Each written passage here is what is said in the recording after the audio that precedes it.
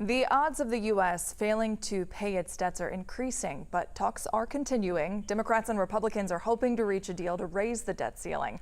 Experts say a default could come as soon as June 1st and would be catastrophic to the U.S. economy. President Joe Biden said yesterday talks are moving along, but no breakthrough quite yet.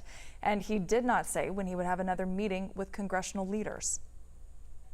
Joining me now is Chuck Todd from NBC's Meet the Press. Chuck, good morning. Good morning, Christy. With the debt ceiling deadline less than 3 weeks away now, lawmakers from both parties are making big demands with little leeway. President Biden is still going to Japan this week. He's signaling confidence, but with 3 weeks still to go, is the sense of urgency there for both sides? At what point does something have to give? Well, I don't know if I would say there's a sense of urgency, but it is interesting to me that the White House has already conceded, they said they wouldn't negotiate over this, but they've already given a concession, and that's on some spending caps. Now they want to tie it to the budget process. They want 2 years instead of 10 years. Republicans want 10 years.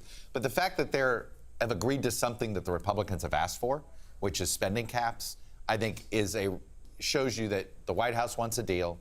They don't want this disruption because while they think they can politically blame Republicans for it, it's going to backwash on everybody. This is one of those where nobody's going to get rewarded if even a one-day default is allowed. People will just simply see what happened to their 401k and a massive stock market drop, and that will create the anxiety that I think nobody wants. But I think they're gonna have the uncomfortable compromise that punts this to the fall. Now, in the fall, I think the likelihood of a government shutdown is probably higher than the idea of a default, put it that way. Okay.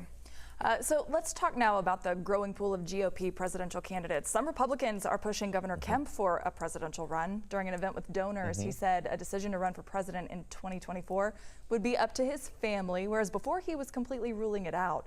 Read between the lines here. What is he saying? Is the landscape changing for Kemp?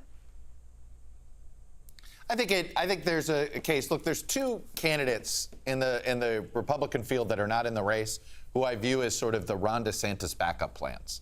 Right now, the sort of establishment alternative to Donald Trump is Ron DeSantis. Now, not everybody in the establishment thinks he's doing very well.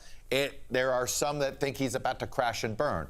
But there's many in the party that believe he's got the first right to sort of make his case and see if he can catch him. And if he falls on his face by the end of the summer, if he is in a terrible position, say by Labor Day or October, then I think they're going to see more donors reach out to Brian Kemp and more Republicans reach out to Glenn Youngkin of Virginia. Two Republicans that won in battle, in states, one leans blue, one leans slightly, reddish purple, but that won post 2020. I think that's where I see Governor Kemp's role here. I think it's sort of in case DeSantis falls on his face, a bunch of people could rally around him, and I think that's what this is about right now. All right, Chuck, thanks so much. Meet the Press airs at 10, right after 11 Alive, Weekend Morning News. All right.